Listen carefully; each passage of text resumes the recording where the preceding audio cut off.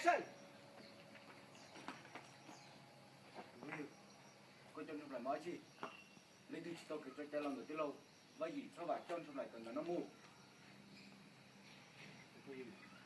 cô thì sao lại chụp chụp Cắt. Chụp lại. Cần gì à? Mình trả rồi mình cần gì mình giải quyết cái ý nhiều. Ý nhiều thì là mình nói thế để kết quả các phần nó phải. Nó gì vậy?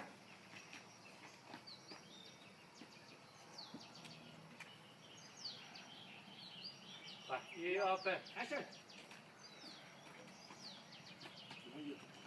cô cho xong lại nói gì lấy từ tao cái cho lòng được tới lâu và gì sao vậy cho xong lại cần nó mua cô thì sao lại chụp chụp cô chưa tới cái tiền sử đi được không được cô chỉ đi tay cái cô muốn nông đặt vào tháp vào từ là cho xong lại mua cái tiền sử một cái cho đại mua cái thật ra anh tôi là cái này cái gì mình học tôi là sai tàu